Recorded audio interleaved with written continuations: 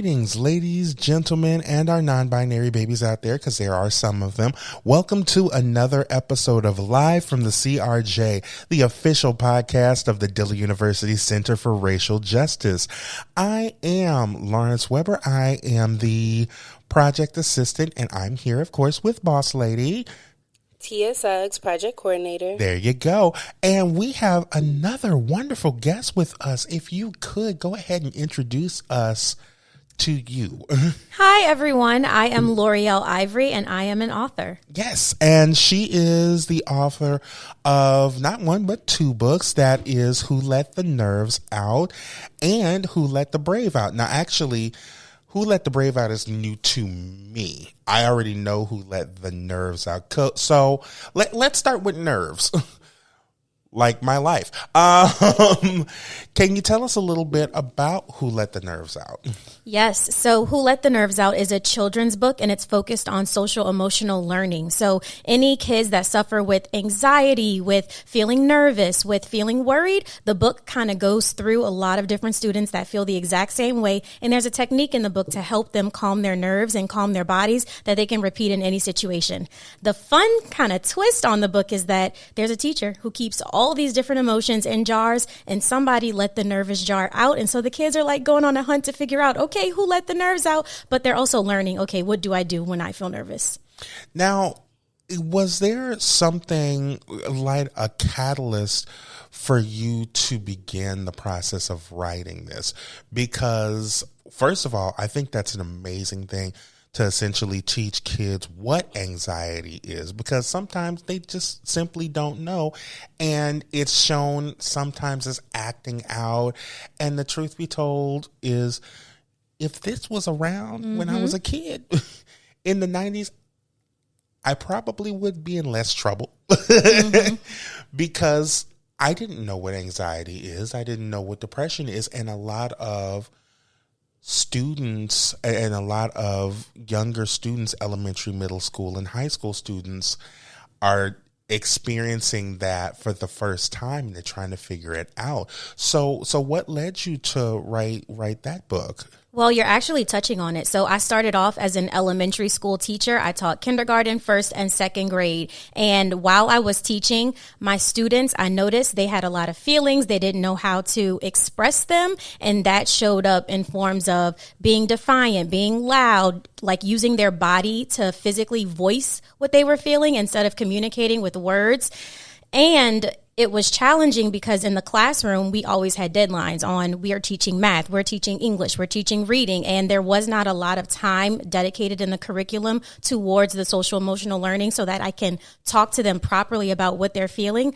I did have something called a calm down corner in my classroom, which was a space where kids can go, they could color, they could use Play-Doh, they could draw, they could express themselves in a healthier way that doesn't disrupt the other students in the classroom, but I still needed more. And so after I taught for my fourth year, I decided, okay, I'm going to make a tool for other teachers, for other parents, so that when kids are feeling nervous, when they're feeling anxious, they're going to have a tool that they can use that will take 5 to 10 minutes of their time, and they can still continue on with the rest of their curriculum and lessons. So I chose nerves as the first feeling because I suffer with a lot of anxiety. I get really nervous.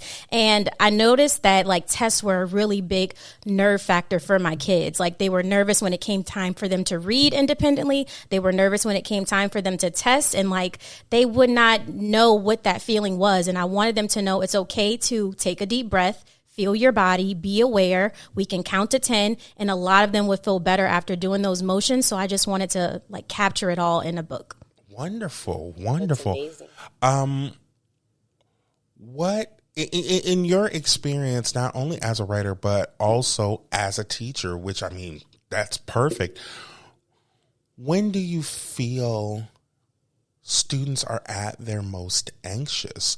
Would it be during test time? Would it be due to outside factors? And how do we essentially? First of all, I love the notion of a calm down corner. I wish I had it. Yeah, that's a really great idea. It's like, okay, there's one corner in like one place where you could just go and calm down and like I feel like coloring right now. Can we have that for adults? Just like one bubble where we can just go and calm down. But where do you essentially think the majority of students' anxiety essentially comes from? I think that's an interesting question, and I'm not a psychologist. I wish I was. I'm not a social worker or anything, but I think there are a few factors, and the three that come to my mind are one, testing, because around the testing culture, students are taught A means good, F means fail. And so if they get in the notion that, oh, I'm failing, I'm not good enough, then that kind of puts them in the place where they don't feel like they're capable of achieving certain dreams, or it makes them too anxious and worried to perform well that they may forget information that they already know. So like the notion around testing and having certain scores and things like that. I also feel like their home environment plays a part and plays a role, because sometimes kids are like, parents have to work. Parents may not be as present as they want to be. So like the kids don't know how to communicate. Maybe they don't have anyone that is talking to them about what they're feeling, that can help them, that can support them. So when they come to school, they're expressing themselves in ways that they would try to get attention at home, or ways in which they feel like they'll be seen, even if it's not the healthiest of ways. And I think the third might just be like a different environment. Like it's new and everybody responds to newness differently. Absolutely. Which is why I think classroom culture is really important. And I think a lot of teachers do a great job at making the classroom feel like a warm, homey, safe space. But the kids, when they're around each other, they could be meeting each other for the first time. They could be in a new environment. They may have things that they don't know how to talk about. And like, it's a number of factors. Absolutely. Absolutely. And being that, Who Let the Nerves Out, Who Let the Braves Out, the main character is a young little black girl. Mm-hmm. I think the representation in that matters. The book is written by a black woman. The main character is a black girl. Absolutely. Growing up, I didn't have a kid's book with a black main character, let alone a black little girl. And she's saving the day, you know? Mm-hmm. Like, it's always the sidekick. It's always the extra character. I agree completely and totally. And even though I am a little bit older, just a touch older than Tia, I experienced the same. I experienced the same thing.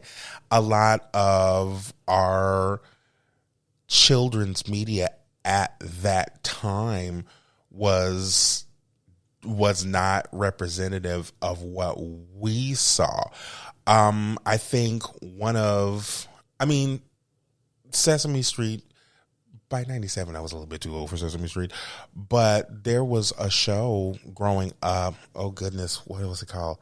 It was called The Puzzle Place, and it just kind of featured all these different different puppets, who were different ethnicities from different places, and that's one of the few and only times, especially in children's media, where I saw me.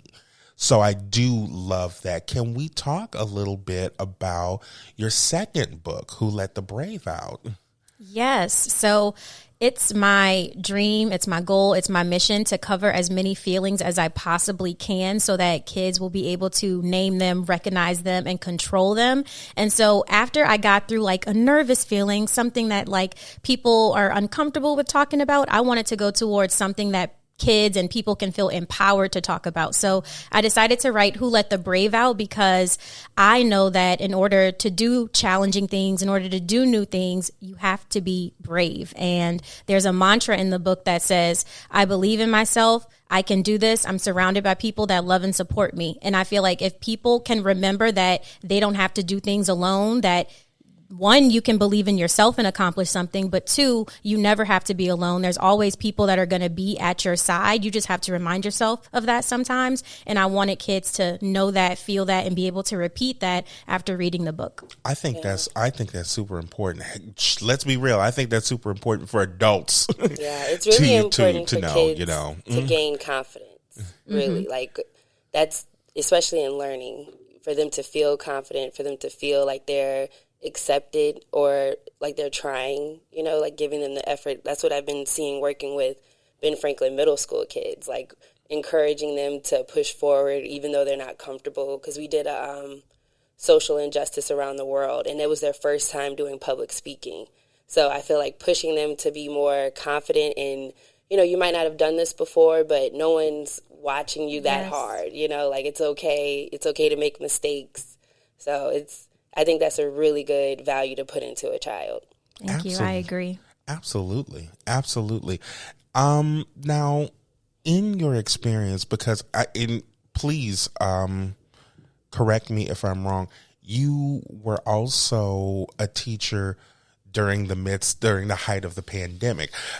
Oh yeah, flashbacks. Yes. So I think this may feed a little bit into why you ended up writing these books, because dealing with, I don't think, and I think hopefully there'll be studies done farther down the line, basically stating, how children's development and how their mental were directly affected by sitting at home for such a long time in a semi-pseudo isolation. Did you see essentially kind of a ramp up of anxiety and of fear as a result of the pandemic and the uncertainty that the kids had to essentially deal with just being? Because, we all, during the height of the pandemic, we all felt a level of anxiety. We felt a level of uncertainty because nobody who is living right now has ever experienced it. But we rarely speak on the effects that it did children, and seeing as though you were in the trenches. Mm-hmm. Can you tell us a little bit about that experience? Yes. I will say there was definitely a shift when it came time for us to transition from in-person to virtual. So this was like 2019, 2020. I will say, because the kids were so young, they were also very adaptive. And because I was such an engaging teacher, I would make sure that my classes was like them watching YouTube. I wanted them to be engaged. I wanted them to understand what we were doing. Like, I did not want them to skip a beat in the learning process. And I think social interactions are very important. So I really encouraged a lot of that, even though it was virtual. Now, once the virtual shift happened and we went back in person, let's say 2021, the students were not as warm as they usually were. So a lot of the students were quiet. A lot of them did not speak. And like, there's even a part in Who Let the Nerves Out where like someone's holding their stomach. They don't know what to say. And it's like, I was getting feelings from like that from them. Like, they're uncertain, they're unsure, probably because they haven't been around kids in over a year. So we did have to reteach them like how to interact and what is safe interactions and keeping each other safe. I did not hear a lot of, stories about kids that maybe needed to see a social worker because of whatever they noticed happening in the family. I know there were a lot of like fatalities and things, and I don't know how much parents talk to their kids about it, or because the kids were so young, they're like 5 and 6 years old, that they didn't think too much of it. So the only like nervousness or fears or anxiety that I saw would be, okay, something is changing. I don't know how to respond to this change, but I'm going to adapt to this change. And then once we went back to school, it was another warming up process of what does it mean to be around other kids, and what does school look like when we're in person and being safe. So I will say there was a shift, but I wouldn't say there was like a lot of nervousness and anxiety. I would say it was just really different. Got it.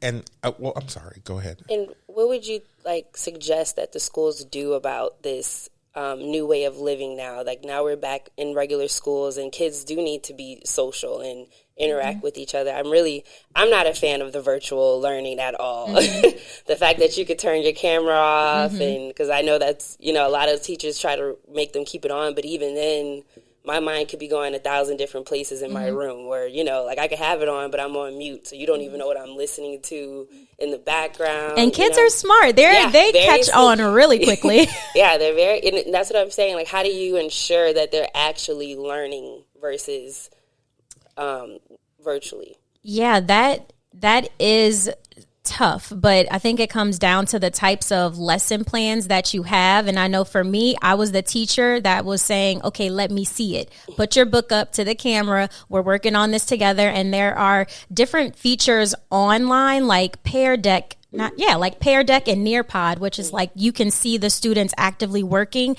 in the camera. And so if I'm able to click through the students' work, then I can see what part they may be stuck on, or I can see how to support them and share my screen.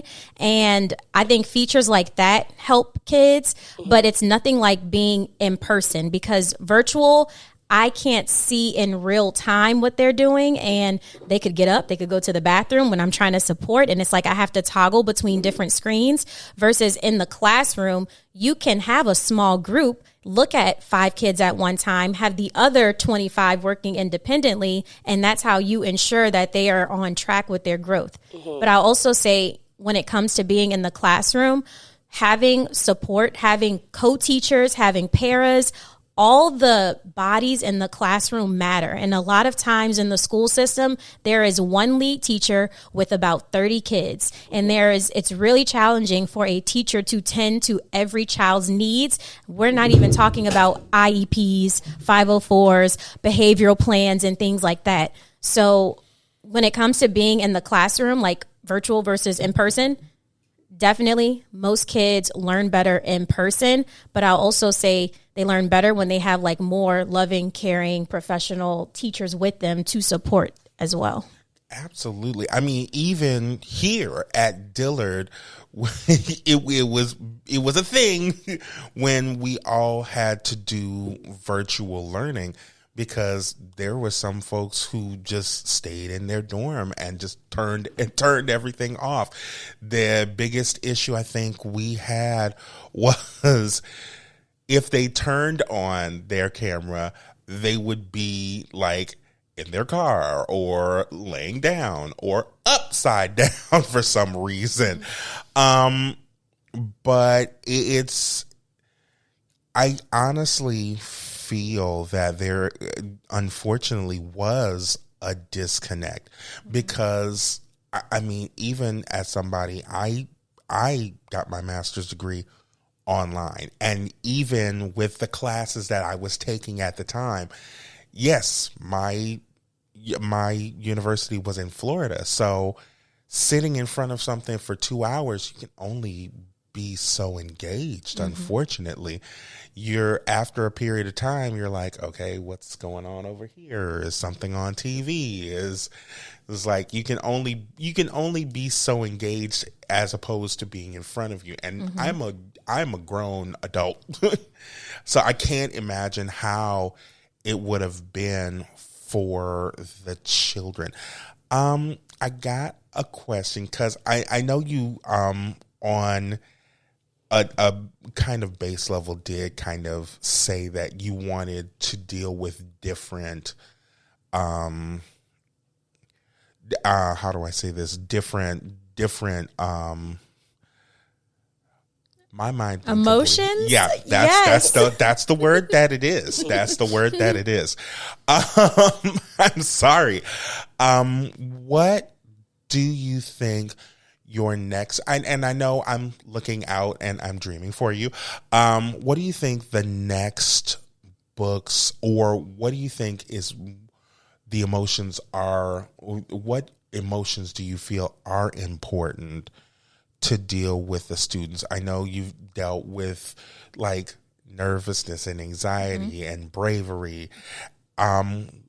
What do you feel is next? Yes. So I have written 7 additional books, and I originally self-published these. So independently published through Amazon, which meant I found my illustrator on my own. I wrote it, copyrighted it, got my editor to edit it, all those things, formatted it, and produced it independently.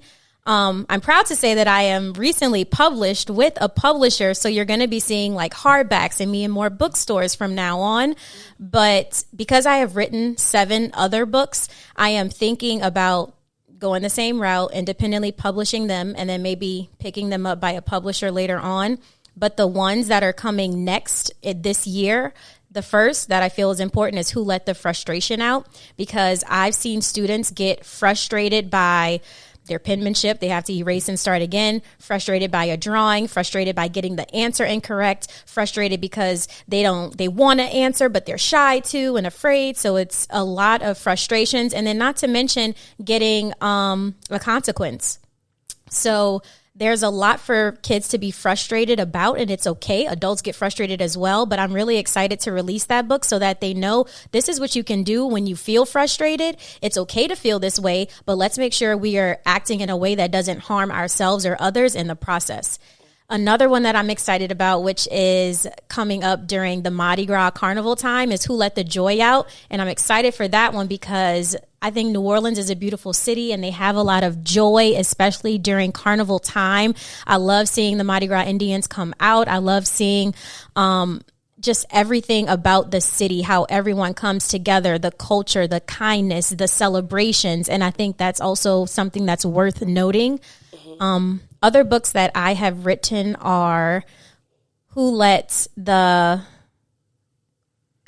Kindness Out, Who Let the Sadness Out, and I think there's one other. I have my notes with me, but there are so many emotions that I can't remember. But I do know that sadness is important to me. Absolutely. I want to say confidence is one, because yes, you can be brave and in action, but you can be confident in like the things that you do. Yeah, that's important with this social media time as yes, well. And being sure of even who though you they're are. young, they still have it. Yes. And trying to cope with things like that. I'll just say that's an amazing thing, because essentially you're doing your best to bring up emotionally intelligent little people. They are little people. Yes.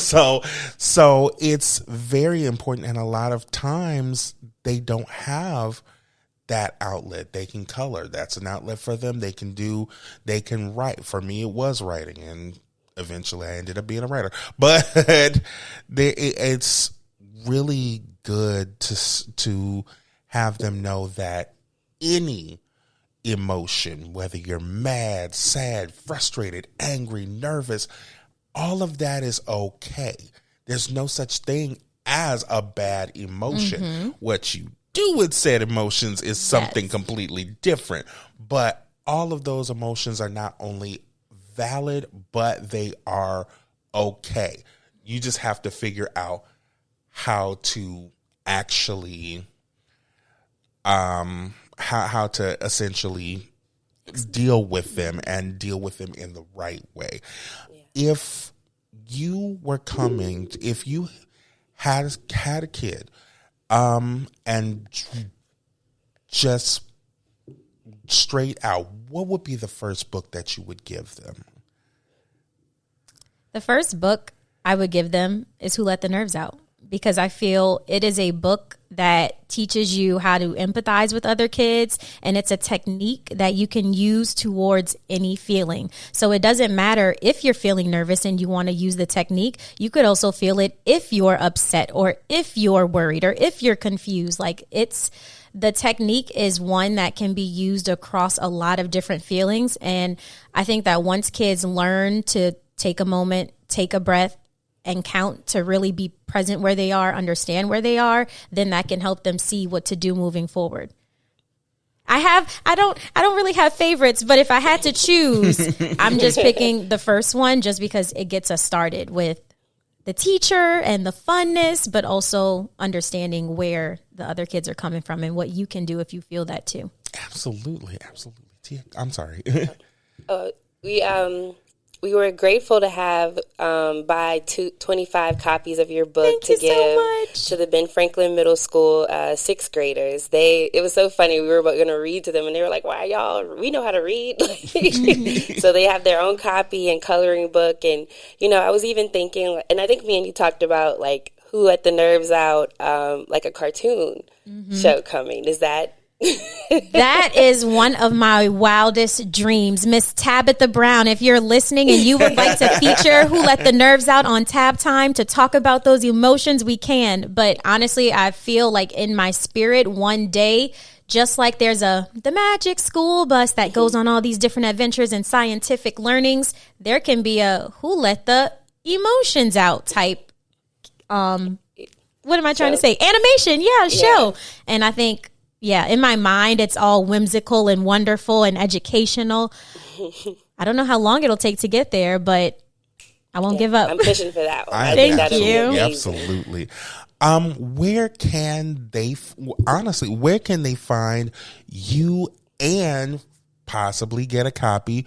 Well, let's real where they can get a copy of Who Let the Nerves Out and Who Let the Brave Out. Yes, so both Who Let the Nerves Out and Who Let the Brave Out are available on Amazon. You can go to Amazon and type Loreal Ivory, or you can type Who Let the Nerves Out, Who Let the Brave Out. We are the first to pop up. If you are ever eating at Melba's on Elysian Fields, they have the cutest vending machine full of books, and the owner, Jane, always asks for more books so that she can restock them. Whenever a parent buys a meal, kid gets a free book. And so you can get it for free at Melba's through their vending machine. And I also have copies at Community Book Center on Bayou Road. So for now, those are all the places to buy. There will be many more bookstores and locations to come. Absolutely. And where can they find you and the socials? Yes. The socials. You can follow us on Instagram at Who Let the Nerves Out. Don't forget the 2 T's. It's the T at the end of let, the T at the beginning of the Who Let the Nerves Out on Instagram. Loreal, thank you so much for coming on the show. And if you are looking for Who Let the Nerves Out, head right straight over to Amazon, because I think I have a copy in my office. And I was like, and like I said, I was kind of nervous myself because I was like, I really need to read, because I started reading it and I was like, I didn't finish and I'm going to feel really bad if I don't finish. And she's like in front of me. And if you are looking for us when it comes to our social medias, you can follow us on Instagram at CRJ_DU. That's CRJ_DU. You can also find us. Sorry, I had gas. Maybe I shouldn't keep that in. But you can also find us on Facebook. That is CRJ XDU. Once again, that's CRJ XDU. And if you have a question for us, feel free. Yes, go ahead and take those pictures. Feel free to email us at crj@dillard.edu. If you have questions about anything, well, not necessarily anything. I mean, I'm not telling y'all our business, but if you have questions about any events that we have, feel free to DM us or message us at our socials or email us at crj@dillard.edu. It's not like I haven't done this before, ladies and gentlemen, but it is time once again for us to head out. I am Lawrence Weber, and I am the project assistant, also with my co-host and boss lady, Tia Suggs.